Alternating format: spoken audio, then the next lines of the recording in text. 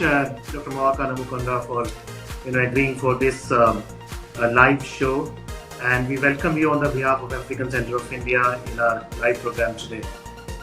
Thank you. Viewers, Dr. Mawaka Namukonda is a young entrepreneur from Zambia, a youth icon, and she is an international trade expert. She also has an honorary doctorate. So, a lot of feathers she has, and she has been doing commendable work in various fields related to India and Africa. And today we'll be discussing more about that and why it is relevant for the next 10 years of India and Africa relations. So that's what constitute the core of our discussion today. So to start with, Dr. Mawaka, you have been staying in India. You have studied here also, if I'm not wrong. Yeah. So how has been the journey of staying back in India, studying here, and then now you're an entrepreneur? Lucky for me, coming in with the guidance of my mother, who was High Commissioner here, it has been a very good journey for me. India is one of the most vibrant countries I've ever visited. The color, the taste, the people, I must say, they are very similar to Africa. If you see an Indian dancing and you see an African dancing, there is so much energy, there is so much vibrancy in everything, even the talking. It has to come with some sort of character. And for me, I really feel it's been a rewarding experience on my part. In India, I got to find myself, I got to develop myself. So it has been a very beautiful experience for me. Lovely. Our diversity is something which makes both India and Africa similar.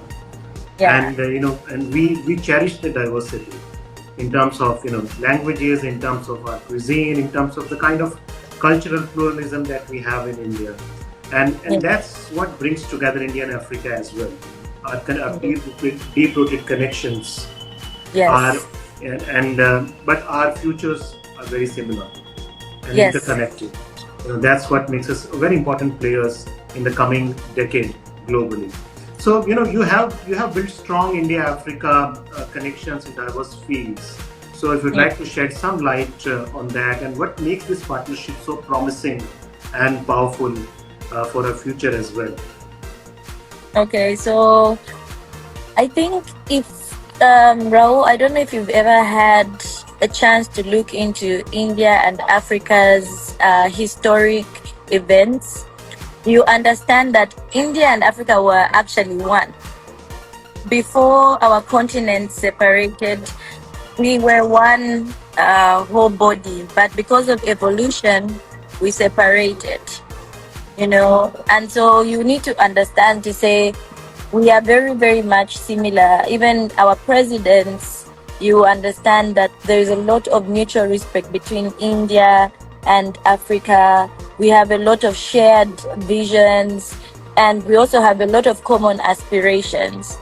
If you see Indian families, Indian morals, they're very similar to us. So what I just see between India and Africa is that we need to build the bridge that was once connected before, because we do have a lot of similarities. And if I had to choose a partner in another continent, I would definitely choose India, because this is a place where I have lived for a number of years, and I do understand Indian people, and I feel that we do have a lot of shared similarities. Of course, a lot of similarities, and it goes back to millenniums, that when Africa and India was one geographical entity, and how evolution, geographical changes, made those, evolutionary differentiations, but, culturally we are still deep-rooted and interconnected. Very important role you play, Dr. Mawaka, and I was very, I would say, even surprised to know that you are the executive coordinator of the African Youth Consortium for Agriculture and Climate Change. Two very Yes. important issues that India has been focusing always, on agriculture and climate change. India has always been a predominantly agrarian country, and Yeah. climate change is directly linked to our agricultural, Yeah. output. So, and you are doing, you're focusing on the same issues in Africa through this youth consortium. So, tell us more about this consortium and what exactly you do on climate change and agriculture there in Africa. Okay. So the Consortium of African Youths in Agriculture and Climate Change came about during the COVID 19, and a group of us youths in agriculture and climate change. Well, I'm from the trade aspect of my career. My career is trade, but then we came together and they told me, Mwaka, we would like to hear what you think about this. We would like to come together as youths in agriculture and climate change, have one voice, have one house. Let's come together. Let's have a mapping exercise. See how many of us are around the continent in agriculture. How do we get together and push this agenda? So we got together, and lucky for us, we were able to map out around more than 250 youth-led organizations in agriculture and climate change. And we shared this mapping exercise with USAID Policy Link, with the African Union, with AGRA, and they were like, yes, this is what we want to see. And we were officially endorsed under the African Union as the official organization for the youth in agriculture and climate change. So as of today, we are over 500 youth-led organizations, and I get to coordinate this on a continental level. So all I can say is the youth are not the future. We are today. The number of farmers I've met doing sustainable agriculture on the ground is incredible. When you get to see their innovative ideas, when you get to listen to where they are going, I'm like, wow, it's mind blowing. And they're really doing their best to try and change the scenario of agriculture, try and make agriculture something more sustainable, something that is actually changing the narrative. For a longest time, agriculture has been for older people, retired people, but now you can see the youths are on the ground and they're changing that narrative. And Very interesting. Very I'm interesting. really happy to lead a group of people like that. Yeah. India has always been providing not only credit and investment on agriculture, but also technology to various African countries. And now with youth groups coming, and you just said, they are coming with a different mindset. They are more innovative. They want to develop sustainable agricultural models. And I think India has a very important role to play there, because in India, in several parts of the country, the efficacy of these sustainable models have been proved on the ground. And so the success of these models can be replicated in several African countries as well. And I think there comes the role of your organizations like yours, and also the youth groups that you have formed, which are like 500 plus youth groups. So I think commendable work that is being done, in making agriculture more sustainable. And you rightly said, youth, it's our present, it's not our future. We have to change it, we have to transform our present. Exactly. Yeah. Wonderful. That brings me to your another aspect of your entrepreneurial journey. Apart from being associated with different organizations, you have founded your own brand on beauty and hair care. So, how do you, if you would like to share the whole journey, why you started this brand and what exactly you are doing, and are you also, selling or sending these projects to India so that Indian also become familiar to brands from Africa? Okay, so when we started this live show, I had mentioned that coming to India was very different for me because this is where I actually developed my brands. So when I came here, I realized that a lot of products weren't very good for me. And so I started exploring with Ayurvedic products. So you, when you come to India, you find that there is a lot of um, natural ingredients used for the skin, for the hair, and so on.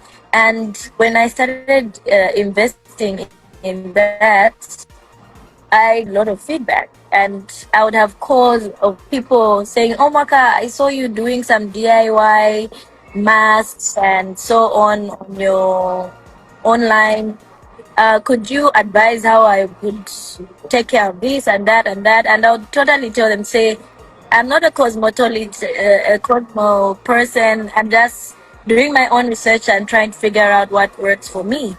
And so it was more of a brand identity. It was more of a direct reflection of my identity. And when I got into research and I got to work with like people who are qualified to make these products, I would start understanding, okay, I have very dry skin. What works well for this? And I also started doing my own research.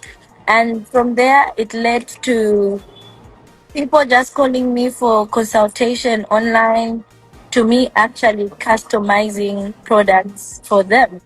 It started from me figuring out what works for me with natural products, going all the way to now helping other people.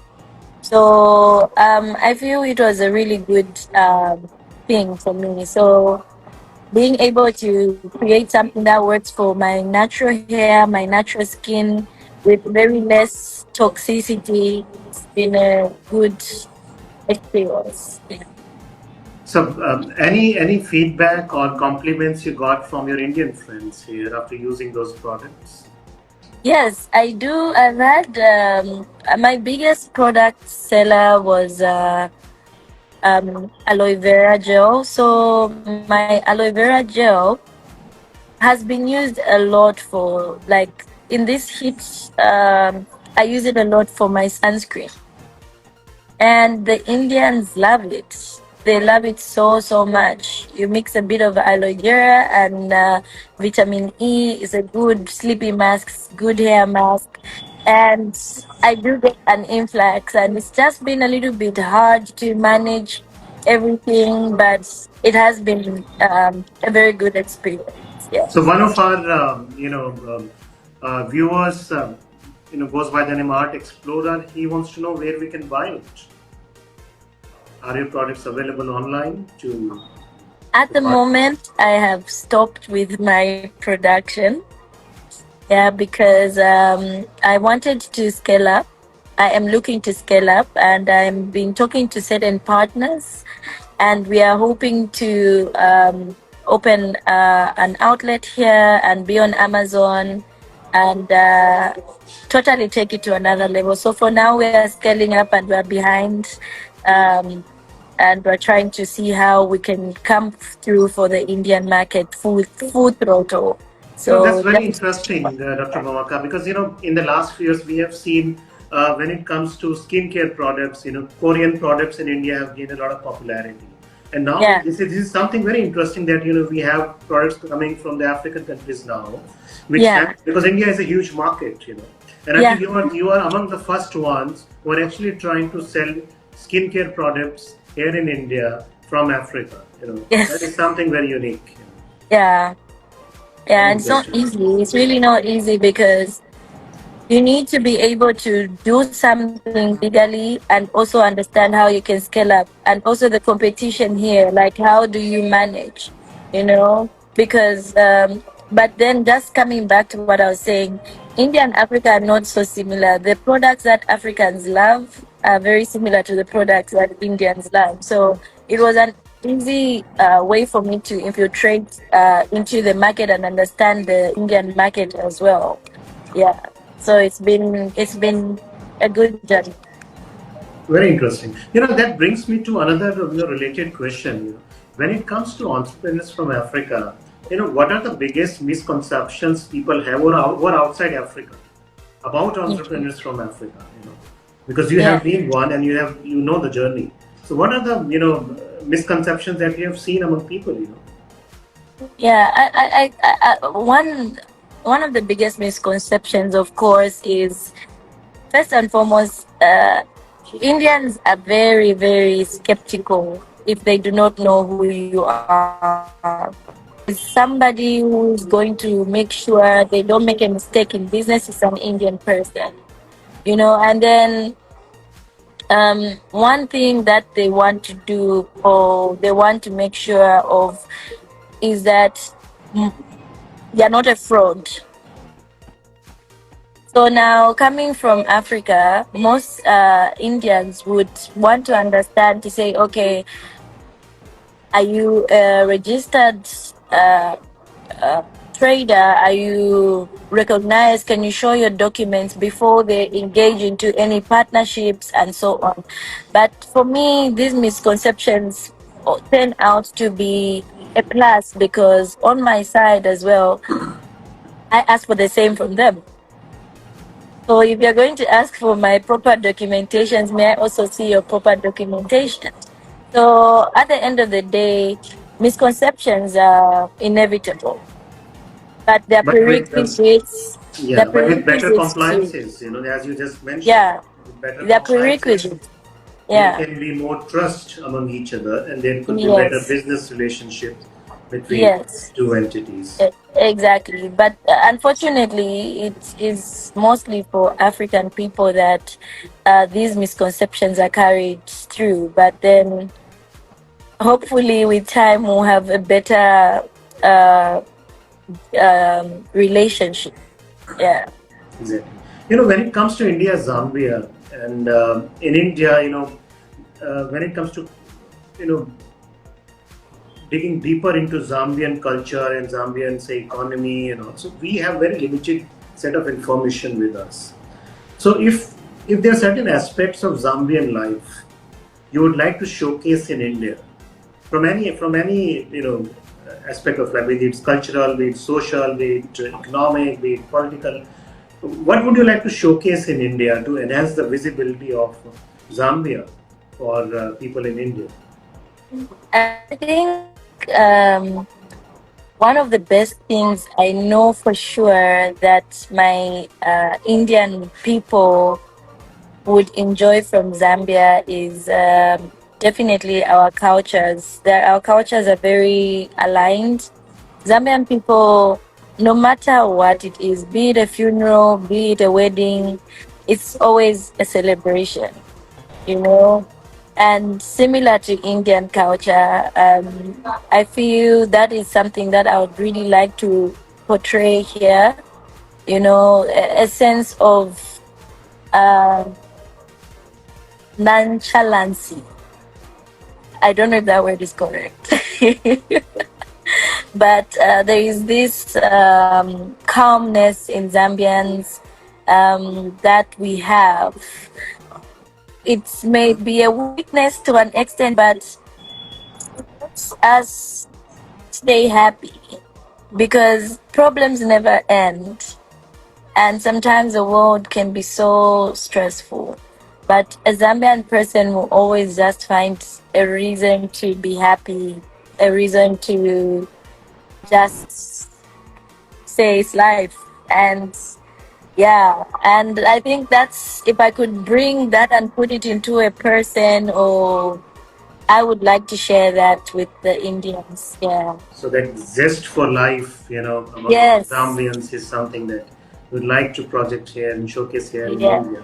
So when it comes to any of the cultural components, be it the literature, or cinema, or food and tourism, what do you think Indians would be most interested in, and you would like to bring it to Indian people here in India and Delhi and other cities of India? Um, Speaking about that, I've actually been working on some project with. I'm not sure if you know the Mawa Studios. Yes, I know. Yes, so Mr. Sandip Mawa, Dr. Sandip Mawa, and I have been working on how we can bridge. Bollywood and Zambian music industry. So our music industry and our movies as well, entertainment industry overall is something that we could really work together on. And I feel where else better to understand and learn other than Bollywood, you know. So we have a promising scalable entertainment industry that would really partner a lot and would get a lot of partnership and guidance from the Indian entertainment industry market. Yeah. And I also really think our food is not as spicy, but there are certain foods that I have tasted in India that I know for sure if an Indian tasted this from Zambia, they would enjoy the food. So that is No, don't something. don't worry about spices. We Indians are very creative in making fusion of any kind of delicacies we get. I know You give us Zambian food without any spices, we'll add all spices and it make it a Indo-Zambian there will food. be a chili by the side. Yeah, yeah, Before that, just talked about the music industry. That is yeah, one area. Media and entertainment industry in India and Africa is something that has, I would say, a huge opportunity lying there for both India and African countries. Um, and recently, there was a global summit also in India where we talked about the media and entertainment industry and what's the future of entertainment industry. And there, I yeah. think Africa can play a major role. And even at African Center of India, we are trying to work on those lines, bringing in, you know, entertainment, media, cinema, these kind of industries, if they can get a kind of a platform where both of us can join hand and can work together, because these industries are going to further expand in the coming years, and there's a huge business potential there which will benefit people both on both the sides. So that is another, it's one of our objectives also as African Center of India to bring in those, cultural assimilations which also have, specific business outputs benefiting both sides of, both India and African countries as well. But you work very closely with youth. So what's one powerful message you want young African entrepreneurs to hear today from you who wants to Okay. embark on their entrepreneurial journey? So one powerful message I would give to young entrepreneurs is like consistency. Consistency is something that I would highly put my foot forward for. And I feel it's the secret to every entrepreneur's success. It's not even about money, it's not even about how special the product is. I've seen people sell the shittiest products, and because they're just consistent, they keep on making noise about their products. Like, and they grow eventually because consistency will help you get reviews and you get to improve your product. Consistency will let you know your business inside out. Consistency will give you opportunities that you do not expect to have if you were not as consistent. So all I can say is you need to start what you want to do. Do not wait till you get a certain sort of uh, amount of money or so. Get as little as you can. I will say you have everything you need to do what you want to do. Look around you. What do you have? What resources do you have? Work around your resources. Okay? And then push from there.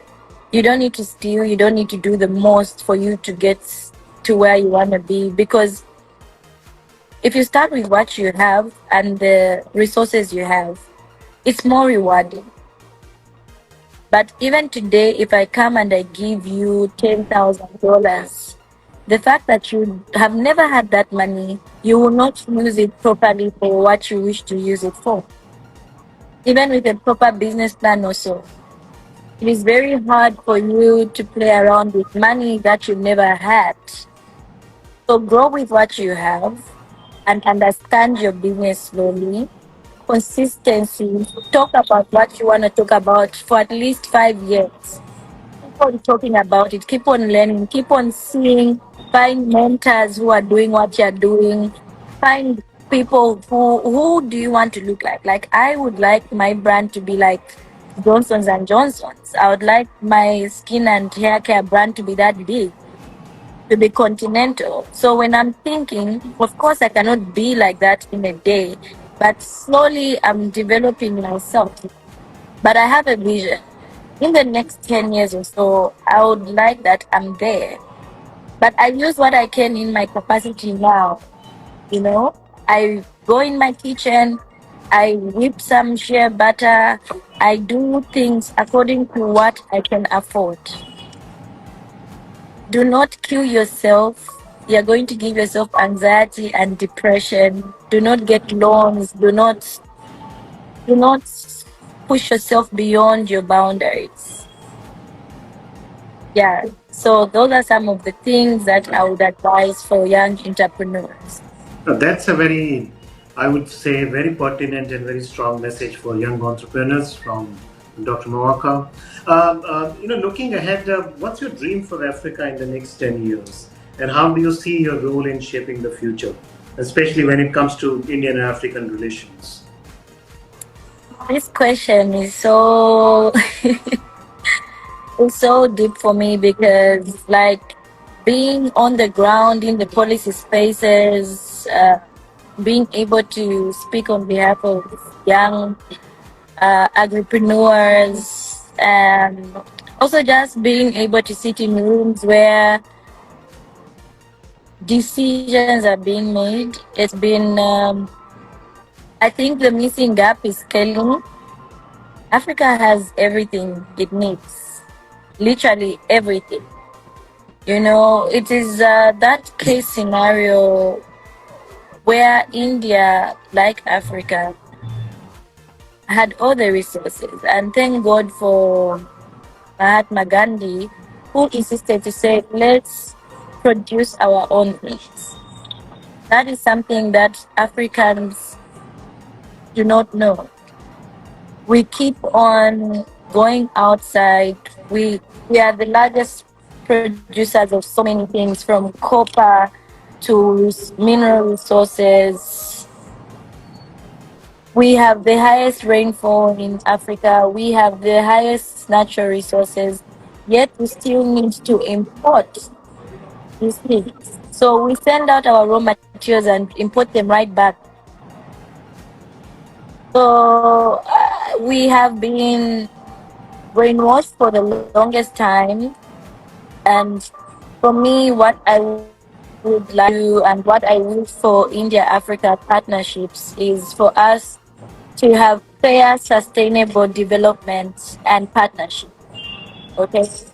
How does Africa benefit from India and India benefit from Africa without the other getting more of the cake? You know, so I'm looking, if I'm going to push my medical tourism company forward, I'm looking that Indian hospitals can come and build their hospitals in Africa. If I'm going to build educational practices, I'm going to look at Indian universities come and build their universities in Africa. We have the land, we have all these things. Okay, how do we both benefit in a sustainable way? That's a very You interesting know, point you made, and also thanks for reminding us about Gandhiji's focus on Swadeshi, on self-reliance, and how it is still pertinent for Africa, because Africa is rich in terms of minerals that you have. You have, a lot of things which can help in building Africa in their own way, rather than relying on outside countries. And whenever you are also doing partnerships with other countries, it has to be fair, it has to be sustainable. That's a very interesting perspective from a young entrepreneur who wants to see how the continent develops in the coming years. A couple of questions from our viewers, Dr. Mawaka. So one of our viewers, Mr. Rituraj, wants to know, how difficult and challenging it is for the policies to work on the ground in Africa, because we have also heard, about corruption in various African countries, and politically it's very difficult to implement any kind of plans there. So, what's your take on that? Okay, so just like many other countries, okay, many other continents, we do have a big problem where we do have quite the best written policies, but implementation is something that we actually fail a lot. So we get to miss out on a lot of targets. We get to miss out on a lot of time frames. So, and then also there is a problem in changing of governments. So whenever 5 years or 10 years is not really enough to like achieve certain policies and certain implemented rules or something like that, or manifestos. And so it does take some time because every new government comes in with their own idea of what they want, and so something that was started is pushed. So these are some of the hurdles that we have. But other than that, you've mentioned corruption and all that. These are, I think, a universal problem worldwide, and I feel things are going to change more now because the gap between the rich and the poor is shrinking. Corruption has been happening for the longest time because we had situations where people were not learned, they were less informed. Um, so it has been very hard for people to get to a point where they could speak up and they could call people out. But now we are in a different era, and I think a lot of these things worldwide is changing.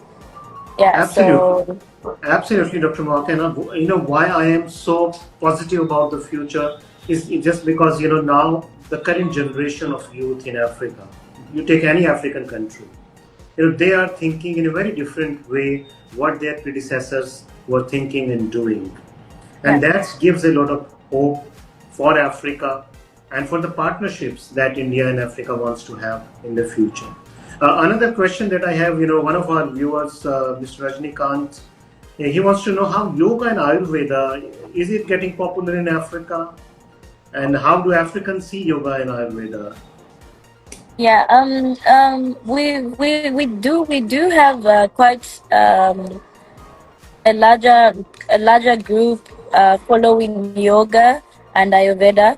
Ayurvedic medicine, just like Africa, we have always practiced Ayurvedic medicine.